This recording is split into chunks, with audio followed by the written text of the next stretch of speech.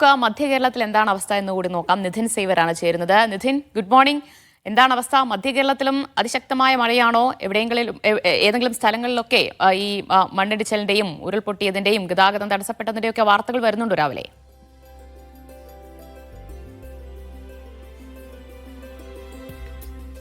Good morning ദിവ്യ. നിലവിൽ എറണാകുളം ജില്ലയിൽ കാര്യമായി മഴ പെയ്യുന്നില്ല, അല്ലെങ്കിൽ മധ്യ കേരളത്തിൽ കാര്യമായി ഒരിടത്തും തന്നെ മഴ ഇപ്പോൾ നിലവിൽ പെയ്യുന്നില്ല. ഇന്നലെ രാത്രിയുമൊക്കെ തന്നെ കനത്ത തോതിലുള്ള മഴ പെയ്തിരുന്നു. ഇന്നലെ ഉച്ച മുതൽ തന്നെ എറണാകുളം ജില്ലയിൽ കനത്ത മഴയുണ്ടായിരുന്നു. ഇന്നലെ നിലവിൽ എറണാകുളത്ത് കാര്യമായ മഴക്കെടുതികളൊന്നും തന്നെ റിപ്പോർട്ട് ചെയ്തിട്ടില്ല. ഇന്നലെ വൈകിട്ട് എറണാകുളം ജില്ലയിൽ അതായത് 2 സ്ഥലത്ത് ചില മഴക്കെടുതികൾ റിപ്പോർട്ട് ചെയ്തിരുന്നു. എറണാകുളം കാക്കനാട് സീപോർട്ട് എയർപോർട്ട് റോഡിൽ മരം കടപുഴകി വീണ് ബൈക്ക് യാത്രികർക്ക് പരിക്കേറ്റിരുന്നു. 2 ബൈക്കുകൾക്ക് മുകളിലേക്കാണ് മരം കടപുഴകി വീണത്. ഇതിൽ ഒരു ബൈക്ക് യാത്രികന് ഗുരുതരമായി പരിക്കേറ്റിട്ടുണ്ട്. മറ്റ് 2 പേർക്ക് നിസ്സാര പരിക്കാണ് പറ്റിയിട്ടുള്ളത്.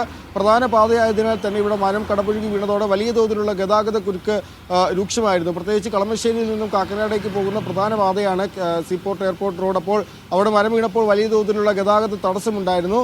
മറ്റൊന്ന്, ഇന്നലെ വൈകുന്നേരം കാക്കനാട് ജില്ലാ ജയിലിന് സമീപം കനത്ത മഴയിൽ ഒരു ഫ്ളാറ്റിൻ്റെ സംരക്ഷണ ഭിത്തി ഇടിഞ്ഞു വീണതാണ്. അത് വലിയ തോതിലുള്ള അപകടം. ആ സമയത്ത് അവിടെ ആളുകളില്ലാതിരുന്നതിലാണ് വലിയ തോതിലുള്ള അപകടം ഒഴിവായത്. അതായത് 12 അടിയോളം ഉയരമുള്ള വലിയൊരു മതിലാണ്. അത് 30 മീറ്റർ നീളത്തിലാണ് ഭിത്തി ഇടിഞ്ഞു വീണത്.